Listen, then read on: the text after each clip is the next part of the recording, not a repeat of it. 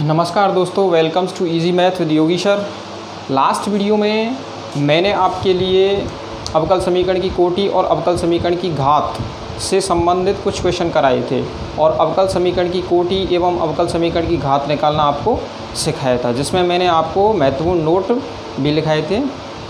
तो अब हम इस वीडियो में आपके लिए अवकल समीकरण का हल ज्ञात करना सिखाएंगे तथा अवकल समीकरण के हलों के टाइप के बारे में चर्चा करेंगे। तो आइए शुरुआत करते हैं। अवकल समीकरण का हल, हेडिंग डालेंगे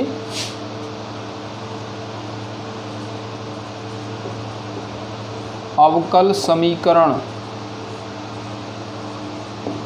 का समाकल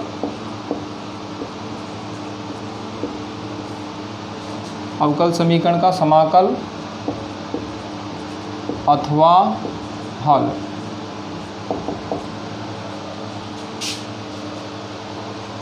अवकल समीकरण का समाकल अथवा हल, इसको ऐसे भी कह सकते हैं इंटीग्रल और सॉल्यूशन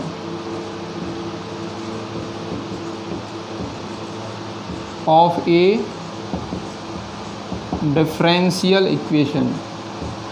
इंटीग्रल और solution of a differential equation. तो सबसे पहले हम इसकी परिभाषा की बात करते हैं। किसी अवकल समीकरण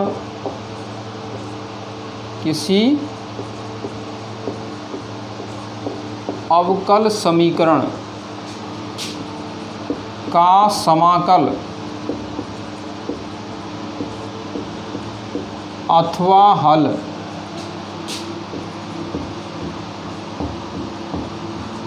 अवकल समीकरण में विद्यमान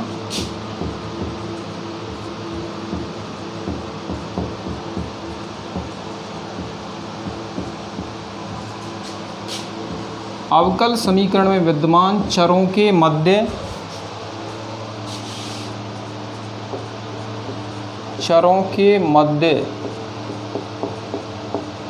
ऐसा फलन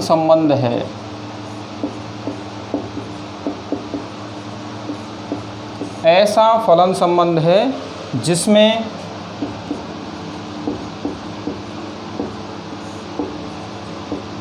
जिसमें कोई भी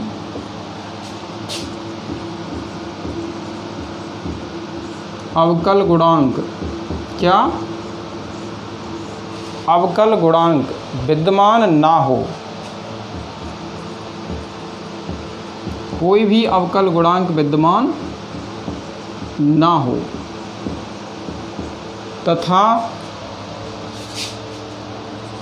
तथा यह संबंध एवं इससे प्राप्त अवकल गुणांक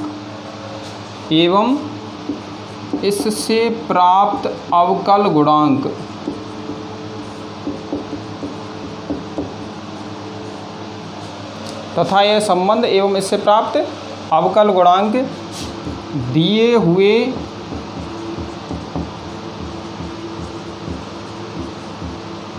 अवकल समीकरण को संतुष्ट करते हो। क्या करते हो भाई? संतुष्ट करते हो। एग्जाम्पल से स्पष्ट हो जाएगा ये, ठीक है। तो किसी अवकल समीकरण का समाकल अथवा हल, उसमें विद्यमान चरों के मध्य ऐसा फलन संबंध होता है जिसमें कोई भी अवकल गुणांक विद्यमान ना हो तथा यह संबंध एवं इससे प्राप्त अवकल गुणांक दिए गए अवकल समीकरण को सेटिस्फाई करते हों, जो कि एग्जाम्पल से क्लियर हो जाएगा। जैसे y equal to sine X कोई भी फंक्शन है, y equal to sine X D by by D अवकल समीकरण y equal to sine X अवकल समीकरण D by by D x equal to cos X का एक हल है। हल क्यों है? क्योंकि ये अवकल समीकरण को क्या कर रहे हैं, सेटिस्फाई कर रहे हैं। भाई देखो अवकल समीकरण में y के स्थान पर आप sin x रख के देखो, और sin x का आप अवकलन करेंगे तो क्या प्राप्त होगा, cos x प्राप्त होगा। तो इस प्रकार अपन कह सकते हैं कि y equal to sin x इस अवकल समीकरण का क्या है, एक हल है। ऐसे ही एग्जाम्पल, चलो इसको एक डाल लेते हैं। एग्जाम्पल सेकंड है y equal to a cos x plus b sin x अवकल समीकरण d2y upon dx square plus y equal to 0 का एक हल है। इसी प्रकार y equal to a cos x plus b sin x अवकल समीकरण d2y upon dx square plus y equal to 0 का एक हल होता है। कैसे, इसको देखो ऐसे प्रूव कर सकते हैं कि y का मान हमें दिया हुआ है, तो y का मान इस अवकल समीकरण में रख के देखो भाई इस अवकल समीकरण को सेटिस्फाई कर रहा है या नहीं कर रहा है। यहाँ से dy बाई dx की वैल्यू कितनी आएगी, dy बाई dx इक्वल टू आएगा minus K a cos x वो a sin x plus K b cos x, और d2y अपॉन dx स्क्वायर कितना आएगा, पुनः x के सापेक्ष अवकलन कर देंगे तो d2y अपॉन dx स्क्वायर आ जाएगा minus K a cos x minus के b sin x। अब इस d2y अपॉन dx स्क्वायर की वैल्यू यदि हम अवकल समीकरण में रखते हैं तो ये अवकल समीकरण सेटिस्फाई हो रहा है नहीं हो रहा है, इस बात को देखते हैं भाई।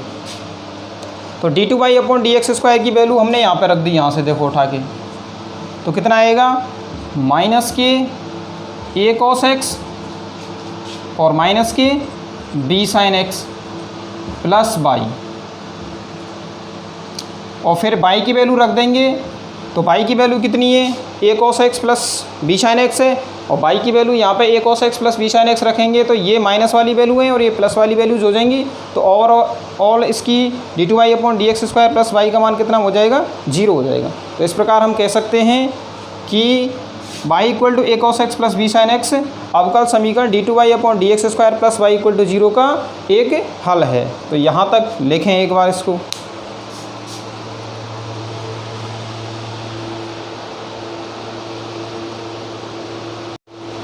अब बात करते हैं अवकल समीकरण के हलों की प्रकार की, जिसमें पहला है व्यापक हल। व्यापक हल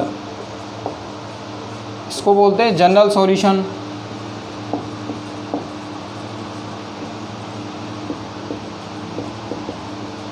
या फिर कंप्लीट हल भी बोलते हैं इसे हम, कंप्लीट सॉल्यूशन, जनरल सॉल्यूशन या कंप्लीट सॉल्यूशन। ठीक है, इसकी परिभाषा है किसी अवकल समीकरण का ऐसा हल, किसी अवकल समीकरण का ऐसा हल जिसमें अवकल समीकरण की कोटि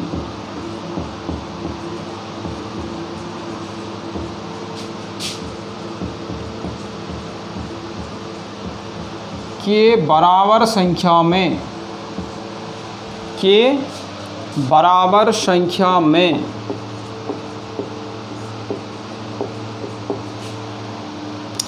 स्वेच्छ अचर विद्यमान हों।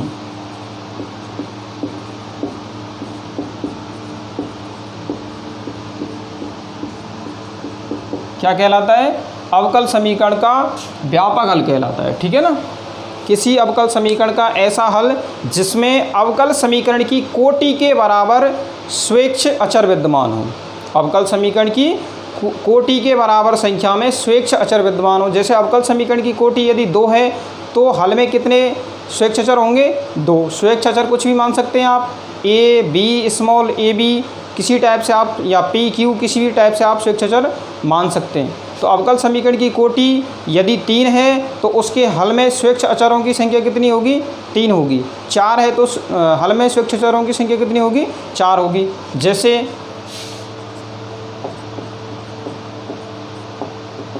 ये अवकल समीकरण ले लिया हमने, d2y upon dx square plus K square by बराबर 0, इसका व्यापक हल होता है, इसका व्यापक हल होता है बाई बराबर ए कॉस एक्स, ए cos K X plus B sine K x, ए cos K X plus B sine K x. अब आप यहाँ पे देख रहे हैं कि व्यापक हल में स्वेच्छ अचर कितने हैं? 2। व्यापक हल में स्वेच्छ अचर कितने हैं? 2। और अवकल समीकरण की कोटि कितनी है? 2। इसका मतलब ये कैसा हल है? इसका व्यापक हल है, ठीक है ना। कैसा हल है? व्यापक हल है। अब आप ये सोच रहे हैं कि भाई ये व्यापक हल ऐसे कैसे प्राप्त हो गया, तो इसको आपको आगे बताएंगे जब आपको द्वितीय कोटि के अवकल समीकरण पढ़ाएंगे, ठीक है ना। अभी प्रथम कोटि के अवकल समीकरण चल रहे हैं, तो अभी तो आपको केवल ये ध्यान रखना है कि यदि द्वितीय कोटि का अवकल समीकरण है तो उसके हल में 2 स्वेच्छ अचर विद्यमान होंगे, ठीक है ना। तो ये कहलाता है व्यापक हल। फिर आता है विशिष्ट हल। विशिष्ट हल या पर्टिकुलर सॉल्यूशन बोल सकते हैं इसको, पर्टिकुलर सॉल्यूशन। इसकी परिभाषा है किसी अवकल समीकरण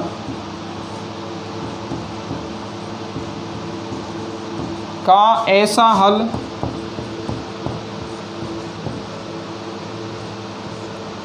जो उसके व्यापक हल में, जो उसके व्यापक हल में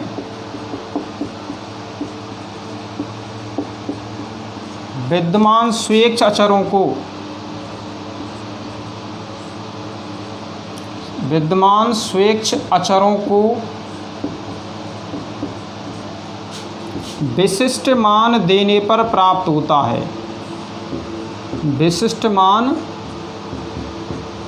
देने पर प्राप्त होता है। एग्जाम्पल के द्वारा स्पष्ट करेंगे इसको।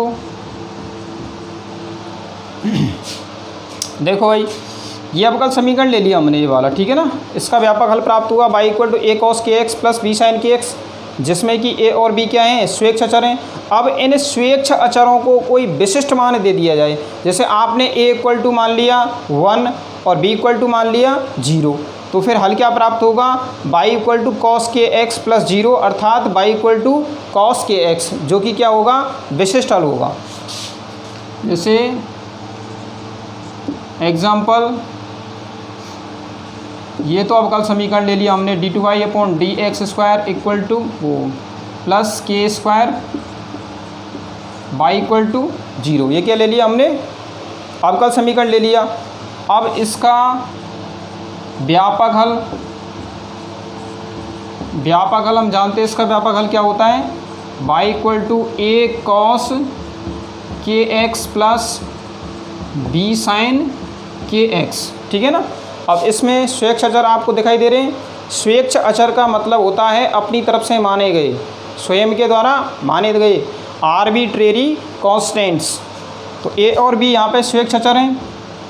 अब यदि a बराबर हम मान लें 1 और b की वैल्यू ले लें 0, तो y इक्वल टू कितना मिलेगा हमें?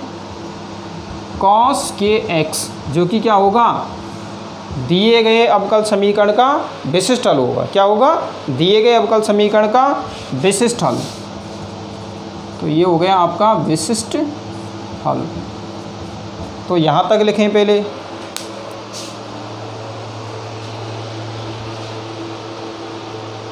अब बात करते हैं विचित्र हल की। विचित्र हल,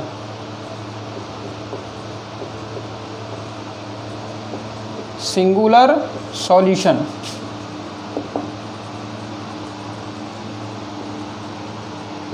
सिंगुलर सॉल्यूशन, तो इसकी परिभाषा है सबसे पहले, किसी अवकल समीकरण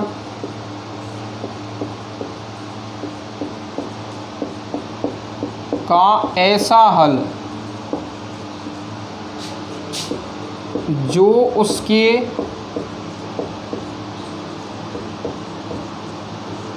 व्यापक हल में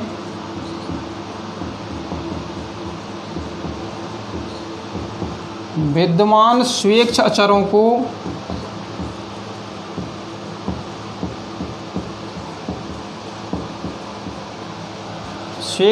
को विशिष्ट मान देने पर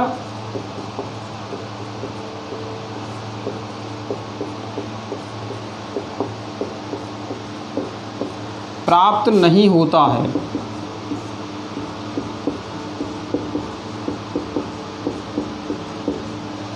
किसी अवकल समीकरण का ऐसा हल जो उसके व्यापक हल में विद्यमान स्वेच्छ अचरों को विशिष्ट मान देने पर प्राप्त नहीं होता है क्या कहलाता है? विचित्र हल कहलाता है। इसको हम एग्जाम्पल के द्वारा स्पष्ट करेंगे। जैसे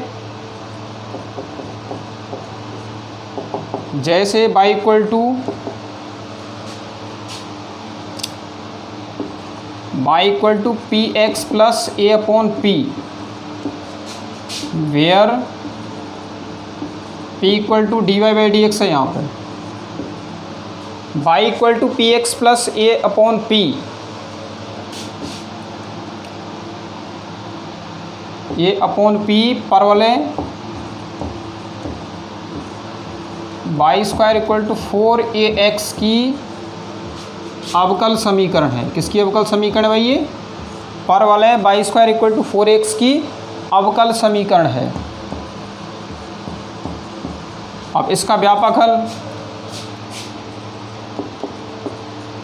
इसका व्यापक हल होता है y equal to M X plus A upon M. अब आप सोच रहे हैं भाई ये कैसे आ गया? तो ये वाली जो समीकरण वो क्लेरो समीकरण है। कौन सी समीकरण है? क्लेरो समीकरण, जिसको हम आगे कराएंगे आपके लिए, आगे कराएंगे। क्लेरो समीकरण है और इसका हल याद करते हैं तो p के स्थान पर m इसमें ट्रांसफ़र कर देते हैं, मतलब कांस्टेंट इसमें ट्रांसफ़र कर देते हैं। क्या कर देते हैं? कांस्टेंट से इसका प्रतिस्थापन कर देते हैं। तो y equal to M X plus A upon M, इसका प्राप्त हो गया व्यापक हल। कैसा हल प्राप्त हो गया? व्यापक हल। अब इस व्यापक हल में हम m को विशिष्ट मान दें। क्या दें? m के विशिष्ट मान देते जाएं। जैसे m इक्वल टू 1 ले लिया, m इक्वल टू 2 ले लिया, m इक्वल टू 2/3 ले लिया। इस टाइप से हम मान लें। जैसे m इक्वल टू 1 लें तो y इक्वल टू हमें प्राप्त होगा x प्लस ए, और यदि m इक्वल टू 2 ले लें तो y इक्वल टू प्राप्त होगा हमें 2x प्लस a/2। ऐसे ही m इक्वल टू 3 ले लें तो y equal to 3x plus a upon 3। इस प्रकार से हमें हल प्राप्त होंगे। लेकिन सबसे पहले बात तो ये है कि ये जो y equal to M X plus A upon M है, ये किसके समीकरण को व्यक्त करता है? ये परवलय की स्पर्शरेखा के समीकरण को व्यक्त करता है। परवलय की स्पर्शरेखा पहले पढ़ चुके हैं आप, 12th में पढ़ चुके हैं।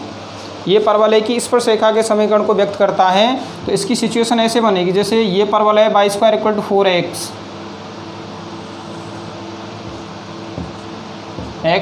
वाई, और ये समीकरण हो गया Y square equal to 4ax। इसका ये वक्र है Y square equal to 4ax का, ठीक है ना। तो अब इधर देखो भाई कि अवकल समीकरण का हल क्या होता है। अवकल समीकरण का हल करने के पश्चात, अवकल समीकरण के हल के पश्चात मूल जो समीकरण है जिसके द्वारा अवकल समीकरण प्राप्त हुई है, जिससे अवकल समीकरण प्राप्त हुई है, वो मूल समीकरण प्राप्त हो जाता है। मतलब किसी अवकल समीकरण का हम हल करते हैं तो उसका पहले वाला वक्र प्राप्त होता है जिससे वो अवकल समीकरण प्राप्त हुई है, ठीक है ना। तो मेन तो भाई इसका जब हम हल करेंगे तो हमें क्या प्राप्त होना चाहिए था? Y square equal to 4ax प्राप्त होना चाहिए था, ठीक है ना।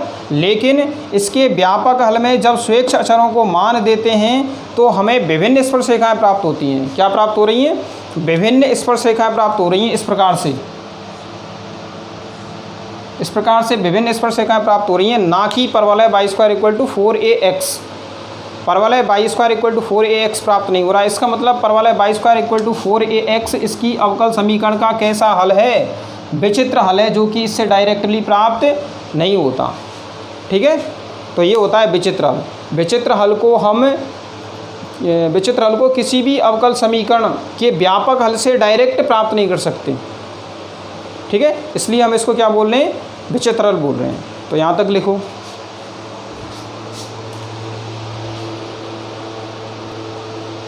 हाँ भाई, विचित्र हल हमारा इतना इम्पोर्टेंट नहीं है, क्योंकि इस पेपर में हम विचित्र हल का अध्ययन नहीं करेंगे। हम केवल व्यापक हल और पर्टिकुलर सॉल्यूशन, विशिष्ट हल का अध्ययन करेंगे, ठीक है ना। अब देखते हैं कि भाई अवकल समीकरण को प्राप्त कैसे किया जाता है। कोई वक्र निकाय आपको दे दिया, अब उस वक्र निकाय से हम अवकल समीकरण प्राप्त कैसे करेंगे। तो इधर देखो, अवकल समीकरण का सूत्रण, मतलब अवकल समीकरण को वक्र निकाय से कैसे बनाया जाता है। सपोज कीजिए कि एक वक्र निकाय को प्रदर्शित करने वाली समीकरण में कितने स्वेच्छ अचर हैं, n स्वेच्छ अचर हैं। कितने स्वेच्छ अचर हैं, n स्वेच्छ अचर हैं। तो हमें क्या करना है, उस अवकल समीकरण का सर्वप्रथम x के सापेक्ष n बार अवकलन करना है। कितनी बार अवकलन करना है, n बार। ये ध्यान रखना, यदि n स्वेच्छ अचर उस समीकरण में विद्यमान है तो उस समीकरण का हमें n बार अवकलन करना है। अब जब n बार आप अवकलन करेंगे तो आपको कितने समीकरण प्राप्त होंगे, n समीकरण प्राप्त हो जाएंगे। अब आपको उन n समीकरणों की सहायता से n स्वेच्छ अचरों का विलोपन करना है। क्या करना है, विलोपन करना है। इस प्रकार हमें n कोटि की अवकल समीकरण प्राप्त हो जाएगी, जिसे कि हम निम्न प्रकार से समझ सकते हैं। जैसे सपोज करो हमारे पास एक वक्र निकाय है F X by alpha beta equal to 0। ये क्या है, कोई वक्र निकाय है। इसमें आपको कितने स्वेच्छ अचर दिखाई दे रहे हैं, यहाँ पे 2 स्वेच्छ अचर हैं, 2 स्वेच्छ अचर हैं। तो हमें दिए हुए वक्र निकाय का कितनी बार अवकलन करना पड़ेगा, 2 बार अवकलन करना पड़ेगा। तो 2 बार अवकलन करो किसके सापेक्ष, x के सापेक्ष। तो d/dx F X by alpha beta equal to 0, ये हो जाएगा समीकरण नंबर 2। फिर हमें सेकेंड टाइम अवकलन करना पड़ेगा, तो d2/dx² F X by alpha beta equal to 0, समीकरण नंबर 3। अब आपके पास कितने समीकरण हो गए, समीकरण 1, समीकरण 2 और समीकरण 3। इन तीनों समीकरणों की सहायता से हमें किसका विलोपन करना है, स्वेच्छ अचरों का विलोपन करना है। तो इन तीनों समीकरणों की सहायता से हम स्वेच्छ अचरों का विलोपन कर देंगे और हमें द्वितीय कोटि का अवकल समीकरण प्राप्त हो जाएगा। मैंने आपको बताया है कि अवकल वो दिए गए वक्र निकाय में जितने स्वेच्छ अचर विद्यमान होंगे उतनी ही कोटि का हमें अवकल समीकरण प्राप्त होगा। तो अब इसमें लिखेंगे नीचे समीकरण 1, 2 व 3 की सहायता से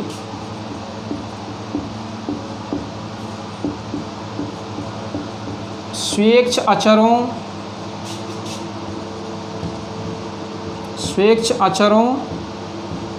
अल्फ़ा तथा बीटा का विलोपन करने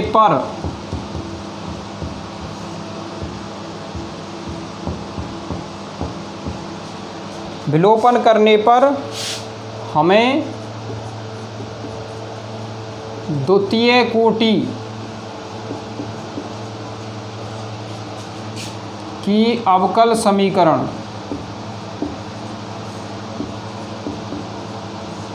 प्राप्त होगी। ठीक है, तो किसी दिए गए वक्र निकाय से अवकल समीकरण कैसे प्राप्त करते हैं। सर्वप्रथम हम ये देखेंगे कि दिए गए वक्र निकाय में कितने स्वेच्छ अचर हैं।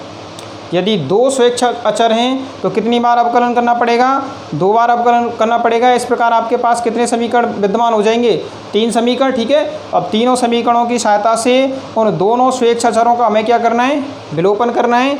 और विलोपन करने के पश्चात हमें द्वितीय कोटि की अवकल समीकरण प्राप्त हो जाएगी। इसी प्रकार हम तृतीय कोटि की अवकल समीकरण प्राप्त कर सकते हैं, n कोटि की अवकल समीकरण प्राप्त कर सकते हैं। ये किस पर डिपेंड करेगी, स्वेच्छ अचरों की संख्या पर डिपेंड करेगी। तो इसको लिखें एक बार।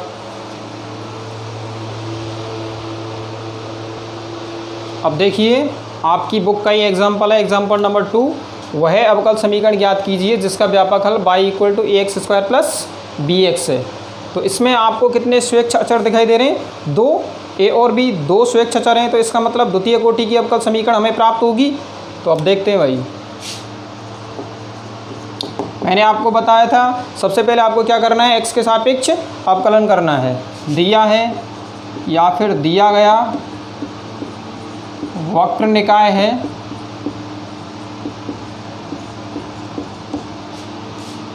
Y equal to A X square plus B X, समीकरण नंबर 1। दिया गया वक्र निकाय क्या है, Y equal to A X square plus P X, समीकरण नंबर 1 हो गया।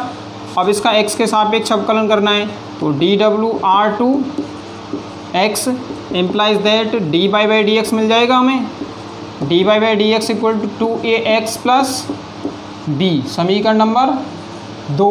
भाई 2 स्वेच्छ अचर हैं तो कितनी बार अवकलन करना पड़ेगा, 2 बार अवकलन करना पड़ेगा। तो सेकंड टाइम अवकलन करने पर D two Y upon D x square बराबर कितना मिलेगा हमें, 2a। ये हो गया समीकरण नंबर 3। अब क्या करना है हमें, समीकरण 1, 2 व 3 की सहायता से स्वेच्छ अचरों a व b का विलोपन करना है। तो ऐसा करते हैं, समीकरण 1 में, हाँ ऐसा करते हैं, चलो समीकरण 2 में x का मल्टीप्लाई कर देते हैं। किसका मल्टीप्लाई कर देते हैं, x का मल्टीप्लाई कर देते हैं। तो यहाँ पे क्या बन जाएगा, bx, और इसमें से समीकरण नंबर 1 को घटा दें तो bx में से bx खत्म, तो b का विलोपन हो जाएगा ना, फिर बाद में a का विलोपन कर लेंगे। तो यहाँ पे लिखो समीकरण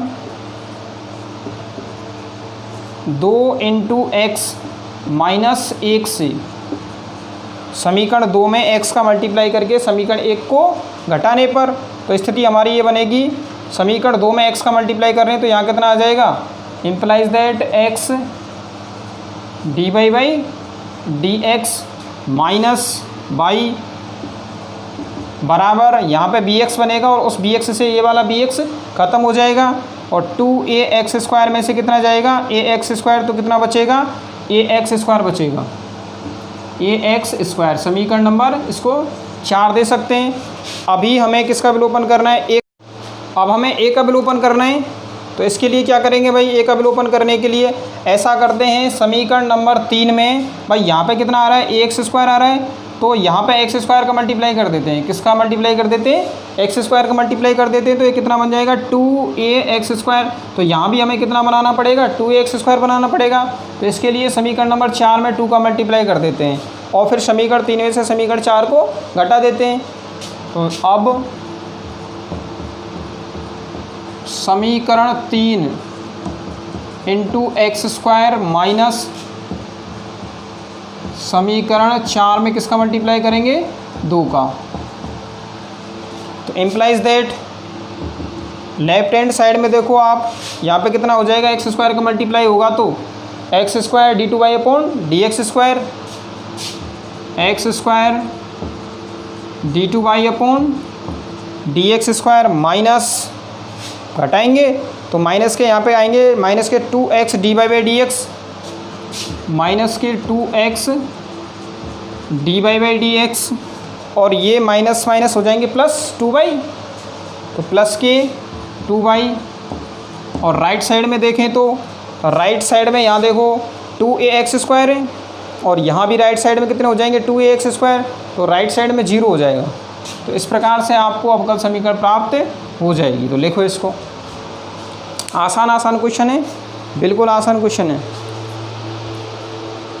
अब देखिए एक्सरसाइज फर्स्ट ए का सेकंड का फर्स्ट क्वेश्चन है, इसमें अवकल समीकरण आपको ज्ञात करना है। तो यहाँ सबसे पहले तो ये देखेंगे स्वेच्छ अचर कितने हैं, स्वेच्छ अचरों की संख्या कितनी दी हुई है, 2। तो द्वितीय कोटि का अवकल समीकरण हमें प्राप्त होगा। तो सबसे पहले क्या करेंगे भाई, x के सापेक्ष अवकलन करेंगे। तो या फिर एक बार ऐसे लिख दो, किया है given that X Y equal to A E की पावर एक्स प्लस बी की power minus X plus X square, X के सापेक्ष अवकलन करने पर X D Y by D x plus X का 1 हो जाएगा, y बराबर ए ई की पावर एक्स माइनस के ई की पावर माइनस एक्स का कितना होता है, माइनस के ई की पावर एक्स होता है, तो माइनस बी ई की पावर माइनस एक्स, और एक्स स्क्वायर का कितना होता है 2x। तो इसको दे देंगे समीकरण नंबर 1, और ये हो गया समीकरण नंबर 2, समीकरण नंबर 2। अब x के सापेक्ष अगेन अवकलन करना है हमें। तो ये हो जाएगा आपका फर्स्ट इंटू सेकेंड का अवकलन d two Y upon D x square plus second into first का अवकलन, एक होता है एक्स का अवकलन, तो ये हो जाएगा d Y by D x plus y का अवकलन करना पड़ेगा। तो dy बाई डी एक्स, इसको मैं ऐसे लिख दूँ 2 dy बाई डी एक्स, एक ही बात है। इम्प्लाइज दैट a e की पावर x का e की पावर x, और फिर यहाँ e की पावर माइनस x का माइनस e की पावर माइनस x होगा, तो ये minus minus plus b e की पावर माइनस x प्लस यहाँ पे कितना आएगा 2। समीकरण नंबर 3। अब हमें समीकरण 1, 2 व 3 की सहायता से a तथा b का क्या करना है, विलोपन करना है। क्या करना है, विलोपन करना है। तो सबसे पहले ऐसा करते हैं, समीकरण 1 व समीकरण 2 को जोड़ देते हैं। समीकरण 1 प्लस 2 से ऐसा क्यों कर रहे हैं, ताकि b e की पावर माइनस एक्स से b e की पावर माइनस एक्स खत्म हो जाएगा। तो क्या आएगा, x dy by D x plus y plus x Y. Right side में देखें तो b की पावर x से b की पावर x क्या हो जाएगा, ख़त्म हो जाएगा।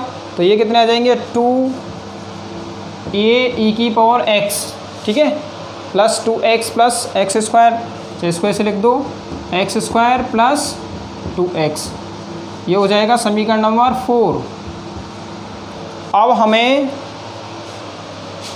पुनः ऐसा करो,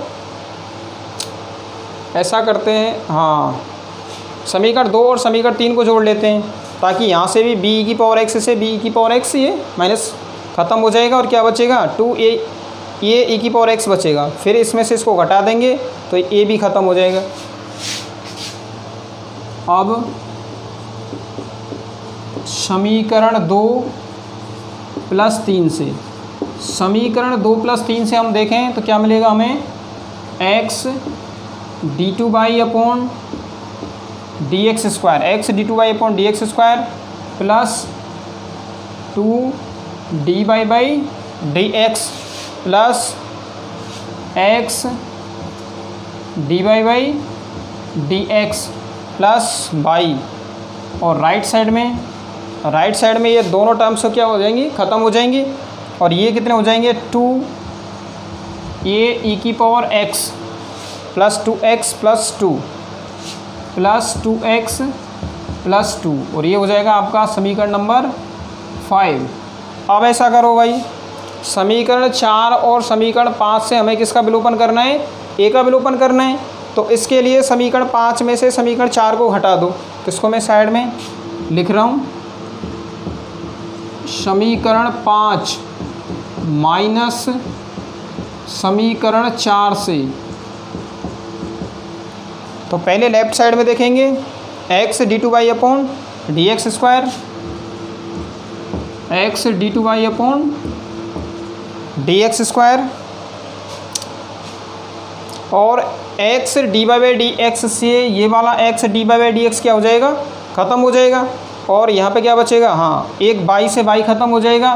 तो यहाँ 2 dy बाई डी एक्स बचेगा लेफ़्ट साइड में, और एक माइनस के एक्स वाई बचेगा, प्लस 2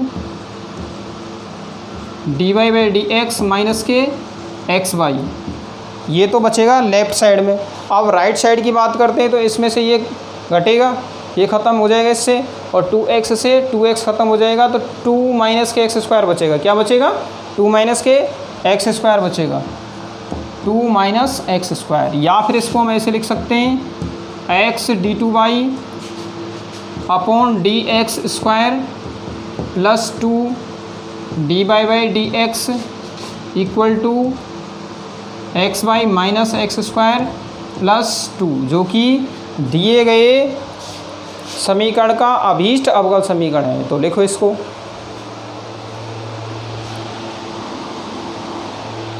ठीक है। तो फिर आज के लिए इतना ही, फिर कल आपको इस एक्सरसाइज फर्स्ट एक क्वेश्चन कराएंगे। तो हमारे साथ बने रहने के लिए आप चैनल को लाइक करें, शेयर करें और सब्सक्राइब करें, तथा बेल आइकन के बटन को दबाएं, जिससे कि सारे के सारे वीडियो आपको मिल सकें।